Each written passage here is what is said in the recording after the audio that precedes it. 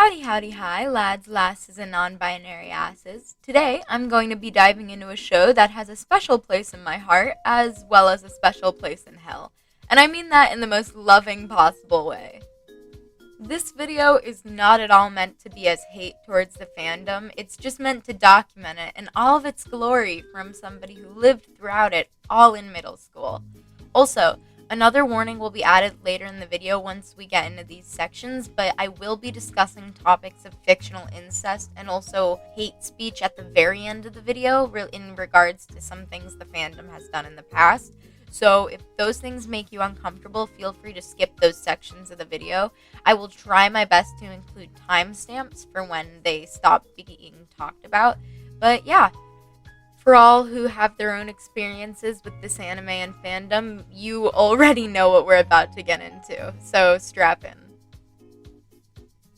So what even is it? For those of you who are lucky and don't know a thing about this show, allow me to enlighten you.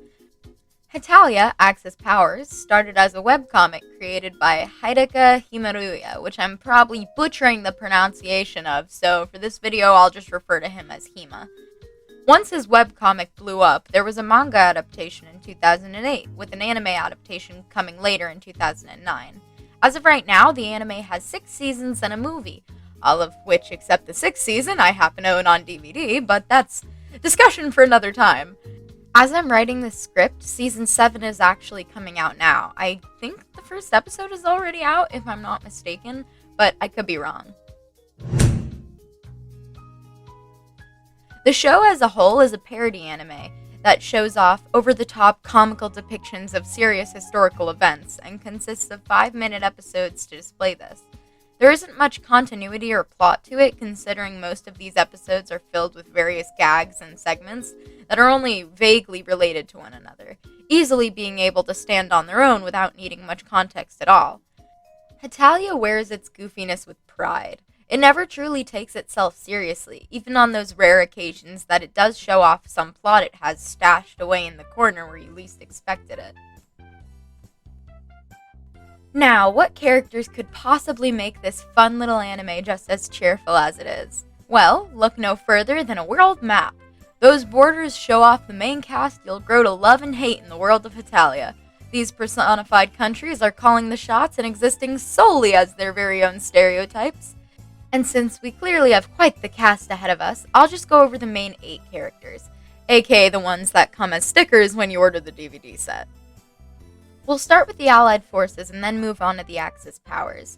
No, not the historical groups, the anime boys, which is a sentence that you never expected to be said by any human being ever.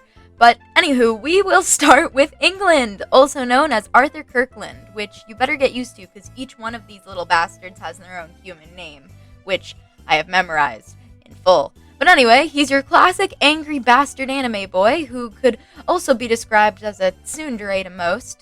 And for those of you who don't know, tsundere just means a character that is initially coming off as cold or hostile despite growing warmer over time.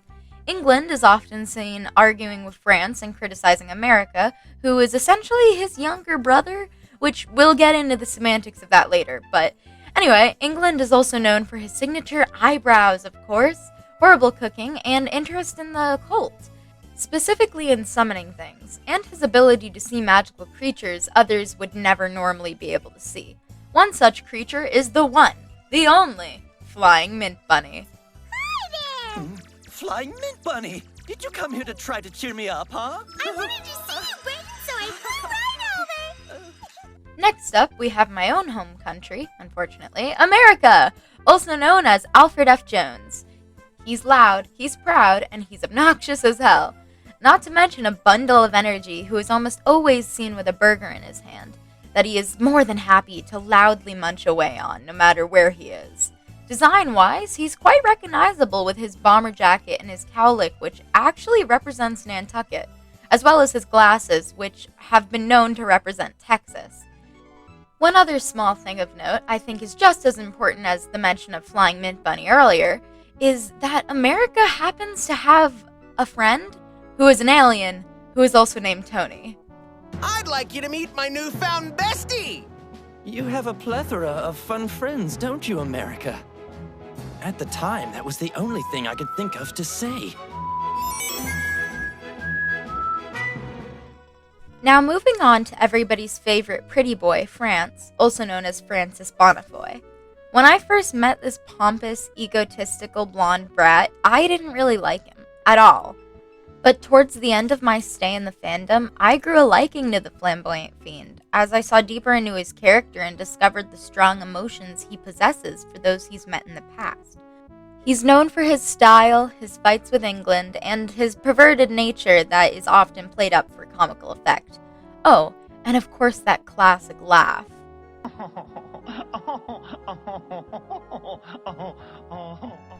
Now, we can't forget the darling of the group, as well as the most feared, Russia, also known as Ivan Burginski. Russia is the leader of 3 smaller countries known as the Baltics, and often terrifies them to their core. He has a soft smile, always present, yet the most terrifying evil aura of them all. Being as strong as he is, he's not the best at expressing himself in ways that don't harm others, sometimes unintentionally, and other times the opposite. And of course, Russia wouldn't be Russia without his magic metal pipe of pain. Magic metal pipe of pain! Finally, we make our way to the final member of the Allied forces, China, also known as Yao Wang, which I'm probably butchering the pronunciation of, but this cheerful nation is known for his love of cute things, resulting in his panda he often carries around, as well as his lovely artistic abilities. He poses as somewhat of a big brother character for many Asian nations, especially Japan, who China actually found and took in when he was still a beginning nation. You must be a new country. You're so little. I'm sure it was rough on you to have been born in such a small place. You can call me China. If there's something you don't know, all you have to do is ask me. So, would you mind telling me your name? Konnichiwa. It's nice to meet you, China, where the sun sets. My name is Japan. I am from where the sun rises. Oh, well, that wasn't very nice. Now, with the Allied forces out of the way, I bet you're eager to hear about the group this show is actually named after, the Axis Powers. Japan is the first of these 3, also known as Kiku Honda. Japan is quite a reserved soul due to long-term isolation. Despite this, he is exceedingly curious about other cultures and always willing to learn new things, taking it all in stride, of course. In addition to his love for new things, he has an even greater love for 2D women over the real thing. This shows off an quote-unquote otaku side to himself that he hints at every once in a while in an episode or 2. He also has a dog, apparently, which is news to me, probably because the first clip I found was from Season 6 and the only one that I didn't own and didn't get to watch, but honestly, big shock. Happy for him.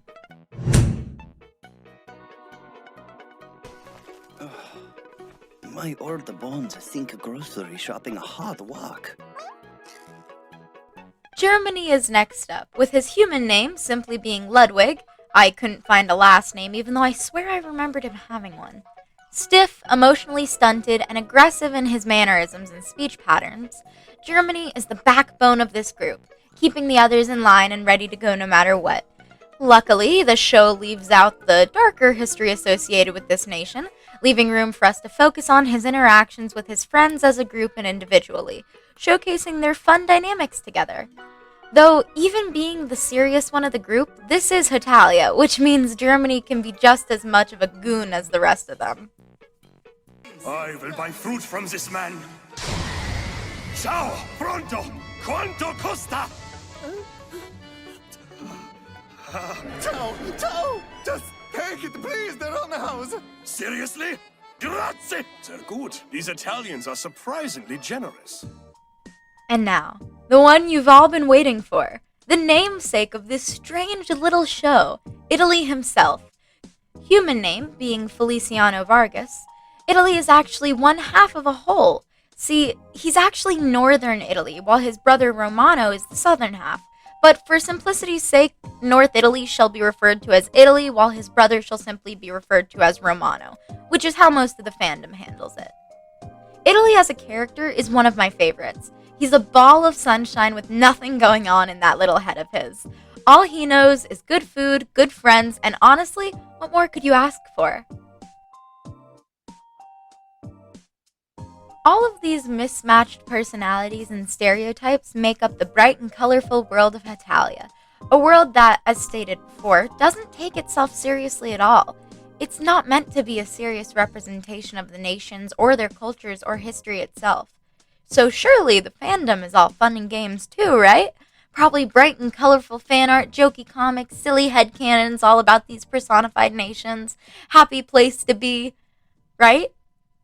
Well, not entirely wrong, but not right either. See, this isn't the case for everything, as the fandom is in fact filled with fun, wholesome content to match the pace of the show, but it also demonstrates one of my favorite things that happens in fandom culture. Anything can be made painful if you look into it too deeply. How about the fact that the countries live as long as their nations last as a whole, meaning they'll outlive their human friends? Or what about the fact that they've all been through countless wars, leaving them emotionally and physically scarred for the rest of their existences?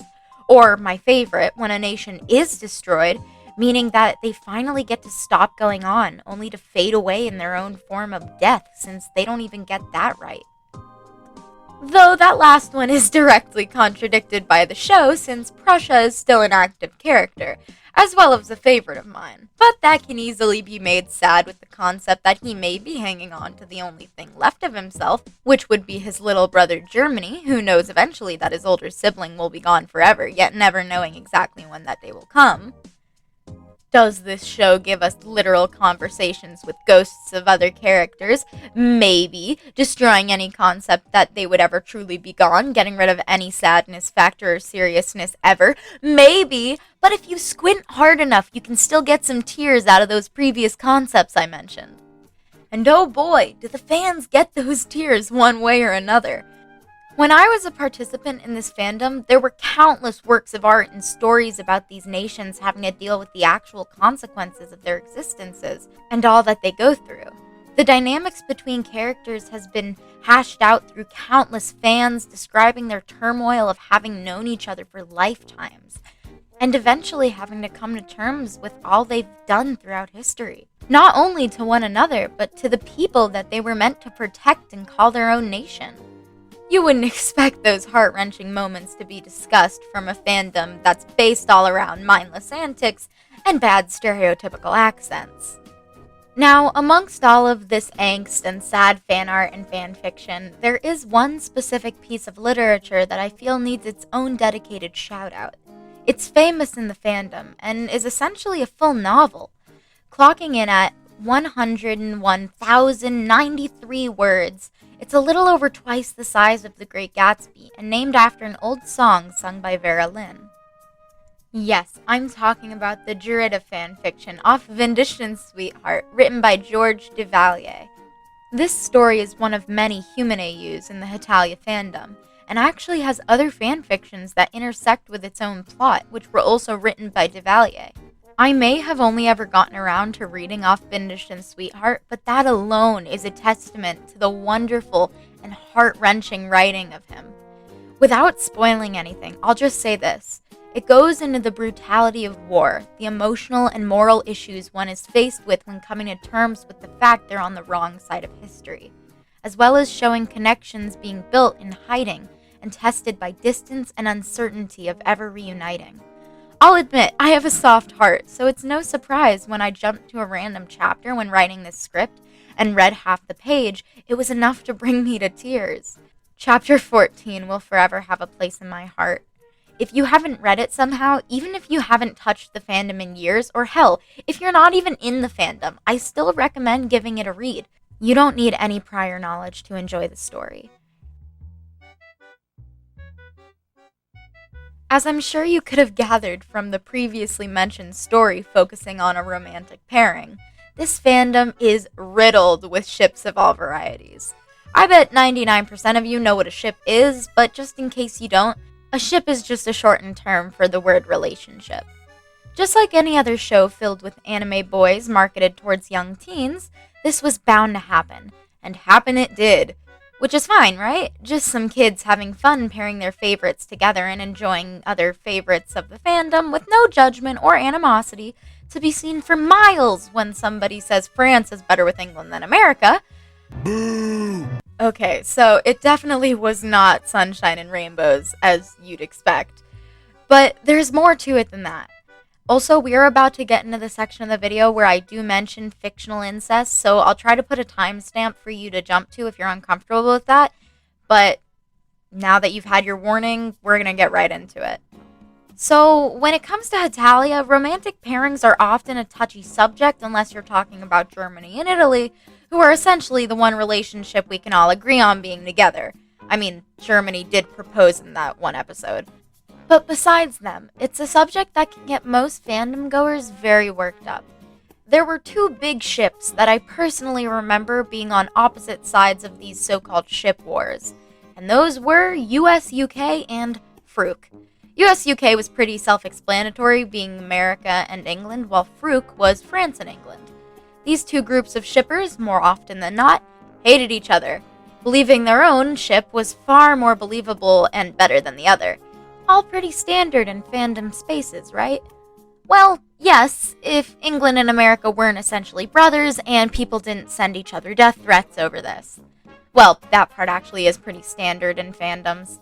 Now, back to the brother thing. Some actually try to debate this, which, fair enough, since it was more of an adoption situation when they found a baby America out in a field full of buffalo, if I remember correctly. But England quite literally insists that America refers to him as his older brother. He's happy to be the caregiver for baby America. In fact, he's thrilled. He wants to protect him, keep him by his side so he never gets hurt, and let him know that he could always come to him for guidance if he needs to. And even though they're not technically related, England does raise him from a baby up to adulthood, which means we step a little too close to equally creepy implications, which also tend to get brushed aside in this fandom. In defense of this, many have brought up the reminder that the countries live for so long and grow differently, so the rules don't really apply the same to them. Which, by the way, was a perfect explanation for me when I was back in middle school. However, as I got older, I realized my taste had changed. And I also didn't want to deal with the fandom constantly debating if one set of characters was related or not, especially considering the fact that they're all not human, and relations in a sibling sort of way is already an incredibly blurred line. I mean, France literally has everyone refer to him as Big Brother.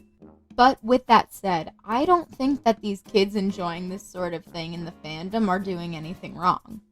Often in fandom and ship wars, you'll see people crucifying each other and claiming they're horrible people based on the ships they like. But I don't want to do that here. Hetalia is a silly little show that shouldn't be taken too seriously, and neither should its ships. Should we ignore the weird implications? No. If you want to read into all that, then go ahead. But that's something to take up with the show itself, since it does often play into it. And not take up with the young fans who are just enjoying their favorite show and often don't even realize the bad implications. It's good to educate, but not to condemn. Now that we've covered that, you may think that the fandom has been satisfied with all the characters it's been given to ship and play around with. I mean, the few main ones that I went over don't even scratch the surface of all the friends and faces that show up in this fun little world. It may even be a bit overwhelming when seeing them all together. Want to be even more overwhelmed? Multiply that cast by 3! That brings us to both Neotalia and the 2Ps. What are these two groups, you may ask? Well, one is more simple to explain than the other, so that's the one that we'll start with. The girls! You may have realized by now that these are just feminine versions of the main cast, all with their own looks and style, of course. Only a few have human names, but of those few are the main 3. Italy's name is Elise, Germany's name is Monica, and Japan's name is Sakura. These girls may not have much info out there in the world that exists about them, but they sure do have something that the 2Ps don't. An actual episode they appear in. In Hetalia, The Beautiful World, episode 25, the main cast all turns into beautiful ladies. Only in Estonia's head, though, because he fell asleep in a meeting, of course. But they do appear nonetheless, which counts for more than nothing. It's a really fun episode that I remember losing my little lesbian mind over when I first saw it. See, I told you that was easy to explain. We're already done with them. Which means we now have to move on to the elephant in the room. Which means you're probably wondering, what on earth are the 2Ps? Well, I'm glad you asked. Let's start with the basics. The name. The phrase 2P simply refers to a player 2, referencing how in video games, if you and another person both pick the same player, the second one is normally just a recolor of the first. The 2P world as a whole is also something referred to as another color. That's basically it. The 2Ps are just recolors of the main cast, or at least that's how they started.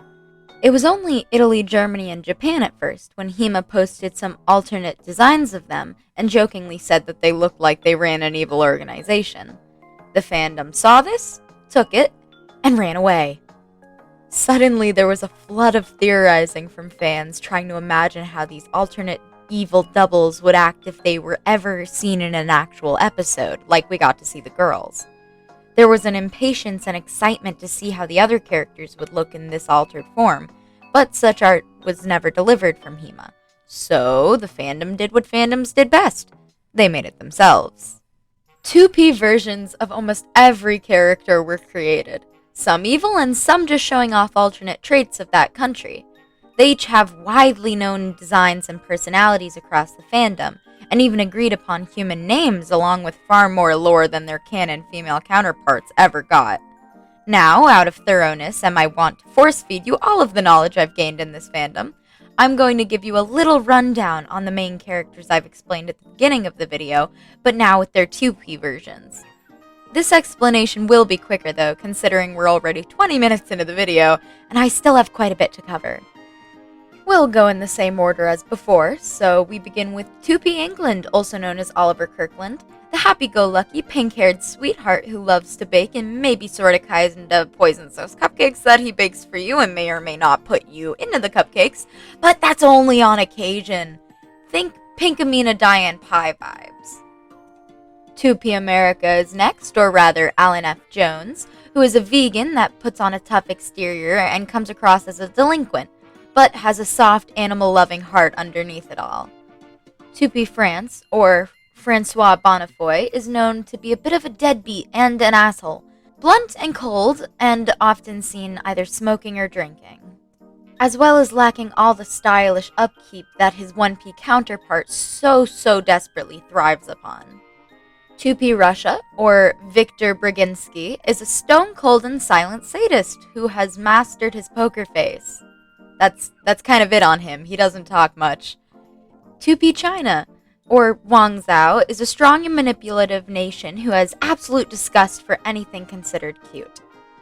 2P Japan, also known as Honda Kuro, is an honor-focused nation who only speaks when spoken to and typically can't stand 2P Italy. 2P Germany, who is also known as Lutz, no last name once again, is usually depicted as a bit of a delinquent in the careless aspects. He's often seen as lazy or sloppy, and overall lacking a good soldier attitude. Finally, we conclude with 2P Italy, known as Luciano, which I recently learned I've been pronouncing incorrectly my entire Hetalia experience. I thought it was Luciano. I was incredibly wrong. But anyway, Luciano Vargas, also known to be an incredibly bossy, energetic, moody, little sadistic shit. This manipulative Italian is all bark and no bite though, as he's often depicted by fans as relying heavily on threats alone, making him almost as cowardly as his 1P counterpart. And there you have it. Many new things I bet you wish you didn't know now, but now you do. Congratulations, join me in hell. And since I'm a malevolent being, I leave you with a little icing on the cake to conclude this section of the video in a form of a pop quiz question. What do you get when you combine the 1Ps and the 2Ps? The answer? Self-cessed!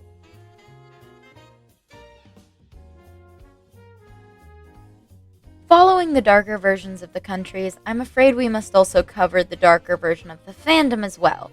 I know I just showed you self-cessed, and that I also talked about incest earlier, but that's all considerably tame compared to what I'm about to talk about next. I'd like to give another warning for anti-Semitism and trivialization of the Holocaust, since those are the main subjects we unfortunately need to cover in order to document the fandom in all of its different ways. But with that said, let's continue. There is a specific moment in the fandom I want to cover, but first I'd like to share my first-hand experience when I was in middle school and witnessed this. At the time, both Hetalia art and cosplays were running rampant on my For You page. I mean, Explore page. TikTok has corrupted my brain. But at first glance, it all appeared harmless at the time. But looking even a little bit closer revealed some rather uncomfortable and sometimes horrifying things. Kids and teens would sometimes include in these cosplays and fan art things that related specifically to Germany's history that were in incredibly poor taste. I didn't realize how common this was at the time because I was an incredibly oblivious kid who only ever focused on the good things that I saw, but this was a huge issue. The show itself does make some jokes from time to time, more often in the very early seasons, but never to such a degree that the fans would take it. I agree, the jokes shouldn't be in the show to begin with, but they're one of those things that you can criticize the show for and still enjoy the media as a whole since that's such a small part of it. It's a shitty attempt at dark humor, and really nothing more. The way people talk about the show does make it seem like they pulled a camp, when in fact they didn't really stoop to that degree, but there's still things to criticize them for. But that's just the show itself. We're here to talk about the fandom, which, well, that's a whole nother story. I already mentioned the content fans created, but back to that specific and infamous incident I mentioned before, I'm talking about the Anime Boston incident of 2010. Many in the fandom already know what we're about to get into, but the basic rundown is this. A Prussia cosplayer at the Anime Boston convention was organizing a photo shoot, and the original location that they wanted to have it was closed. This meant that they needed to find a new spot to have all the Prussia and Germany cosplayers meet in order to have a lovely little group pic. They did eventually find a place just outside of the convention to meet, for both insiders and outsiders of the con to witness as they gathered. The military uniforms must have been confusing for many bystanders, but nothing of immediate concern right away considering they were all in very strange wigs. Until they all posed for the photo. I've blocked out their faces, but as you can see, 7 out of the 16 cosplayers decided to do the very bad salute as some kind of sick dark humor joke, and later decided to post it, willingly, onto the internet. And furthermore, to make things even worse, the reason I even mentioned they had to move from their original photo shoot spot was that this new one was barely a block away from a Holocaust memorial site. The members of this photo shoot did later express terrible remorse for what they had done, but it was already out on the internet. The damage was done. The photo spread like wildfire online, and many people who hated the fandom saw this as a new solid reason to enforce that hate. And people in the fandom were ashamed of their own community, as well as shocked and disgusted that anyone would do this. It painted a horrible picture not only of the show, but of the people who enjoyed it, who again, are mostly children. This, of course, sparked harassment of fans, as well as some copycats who did in fact have malicious intent, and just wanted to stir the pot while the rest of the fandom buckled down to police their fellow fans' behaviors on such serious subjects. No one wanted another incident like this one to ever happen again. By the way, if you're interested in a more in-depth review of this incident specifically, I highly recommend Cuppa Joey's video, where he goes through the whole thread that posted the original event, as well as reads through the apology from the single person who did come forward about the photo. In his video, he also speaks on his own experiences in the fandom, as well as certain issues that I haven't spoken on here since I can't fully understand them, and don't want to take away from first-hand accounts. So why am I telling you this? Why have I covered so many aspects of one silly little 5-minute episode anime, and the fans that go along with it? Do I want to get you, the viewer, to watch it, or to defend it? I just think they're neat. That's about it. I have all this knowledge stored in my little brain and I wanted to get it out, as well as document this strange fandom that everyone jokes is hell to be in, and how once you're in it you never leave. They got one thing right, since little me would be shocked to know that I was doing this essay, and this is how I spent my time in my first year of college.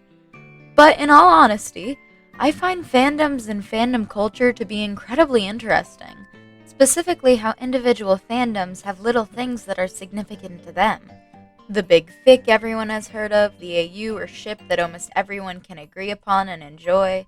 I think it's fun to dive into, as well as show that no singular fandom or show is good or evil, and that no one should be crucified for being a fan of something. All things have a good and bad side, but those are only parts to the complex workings of hundreds upon thousands of individuals on the internet, all weaving a web of their collective interests with one another. I'm glad I could try and show off that web of creativity and interest in somewhat of a cohesive way, since it was such a big part of my life once. And I'd like to thank you for watching this far and taking in all of this nonsense that I have been spewing. It really has been such a wild ride, researching, reminiscing, and creating this video, but I'm so incredibly happy I did. And with that, I'm Small Sketch, and I hope you have a wonderful day and or night. Goodbye! Hello! Again, even though I just said goodbye. Now it's end credit sketch. I just wanted to give an amazingly large thank you to all the incredible artists that allowed me to use their wonderful art in the video. This could not have been possible without them and all of their incredible creations. I will have all of their sites and ats listed on the side of the screen right now, and I encourage all of you to go check out their incredible art. And by the way, not all of them are solely Hetalia artists, so please do not expect all of them to simply be doing Hetalia, because all of their work deserves to be loved and recognized for the incredible talent that it is. Also, if you're interested in any of the art that I've done in this video for Hetalia characters or anything like that, you can go check it out on my Redbubble, which will be linked in the description if you would like to support me. Anyway, that's all I have as end credit sketch, so thank you again so much for watching.